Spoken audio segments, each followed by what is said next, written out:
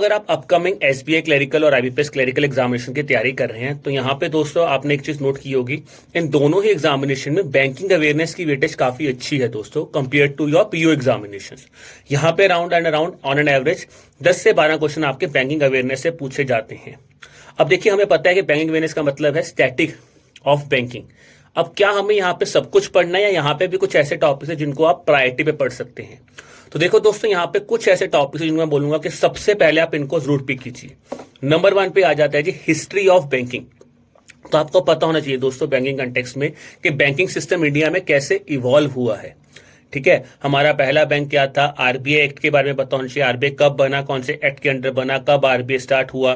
फिर imperial banks of India आए थे दोस्तों, प्रेसिडेंसी बैंक्स बने थे, स्टेट बैंक ऑफ इंडिया कैसे बना है, कब हमारे बैंक नेशनलाइज हुए। ठीक है जी, उसके बाद जैसे अब आरआरबीज वाला न्यूज है तो आरआरबीज कब बने थे, कैसे कैसे आरआरबीज मर्ज हुए हैं। तो ये चीजें आपको पता होनी चाहिए।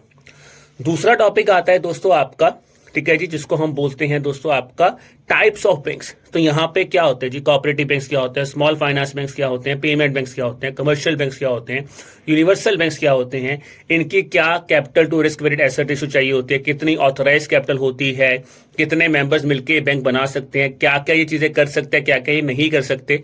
तो ये आपको पता होना चाहिए। फिर आती है दोस्तों आपकी बेसिक बैंकिंग टर्मिनोलॉजीज। अब बेसिक बैंकिंग टर्मिनोलॉजीज में दोस्तों दो तरह से हैं। एक तो बहुत ही बेसिक जो आपको पता ही होनी चाहिए, जैसे कि जब आप चीज बात करते हैं marginal cost of lending rate क्या होता है, सीआरआर क्या होता है, एसएलआर क्या होता है, रेपो रेट क्या होता है, रिवर्स रेपो रेट क्या होता है, ये बेसिक टर्म्स पता होनी चाहिए जो बैंकिंग से रिलेट करती हैं। प्लेजिंग क्या होता है, हाइपोथेटिकेशन क्या होता है, ये पता होना चाहिए। इसके अलावा दोस्तों आपको पता होना चाहिए, ठीक है जी, जो चीजें आपके करंट कंटेक्स्ट में आती हैं।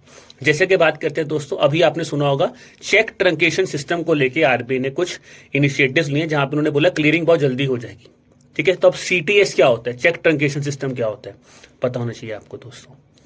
ठीक है, फिर अगर कोई और इनिशिएटिव्स आरबीआई ले रहा है, जैसे वेंचर कैपिटल्स के ऊपर दोस्तों सेबी ने इनिशिएटिव लिया, तो वेंचर कैपिटल्स क्या होते हैं, ये कुछ स्टैंटिक टर्मिनोलॉजीज हैं जो करंट कंटेक्स्ट में भी आपको पता होना चाहिए, बिकॉज ये आपके एग्जाम में बहुत आपको फायदा देने वाली है। तो ये था दोस्तों एक छोटा सा आपके लिए वीडियो जहां पे मैंने आपको बताया कि कौन सी इंपॉर्टेंट चीजें आपको ध्यान रखने अगर आप बैंकिंग अवेयरनेस की तैयारी कर रहे हैं, और कौन से मस्ट टू टॉपिक्स है जो कि आपको बहुत ज्यादा फायदा दिलाएंगे अपकमिंग एग्जामिनेशन में। तो दोस्तों wishing you all the best for the examination. ठीक है जी, बाकी दोस्तों अगर आपको एक कॉम्प्रिहेंसिव वे में तैयारी करनी है तो आप हमारे बैंकिंग एग्जाम महापैक कोर्स के साथ जुड़ सकते हैं। इसके बारे में और जानकारी लेने के लिए आप हमारी वेबसाइट www.edutap.in पे जाके जानकारी ले सकते हैं दोस्तों। यहाँ पे आपको देखिए कॉम्प्रिहेंसिव मटेरियल मिलेगा और प्लस आपको आपकी प्रिपरेशन में आप इसको एनहांस कर सकते हैं। ठीक है गाइस।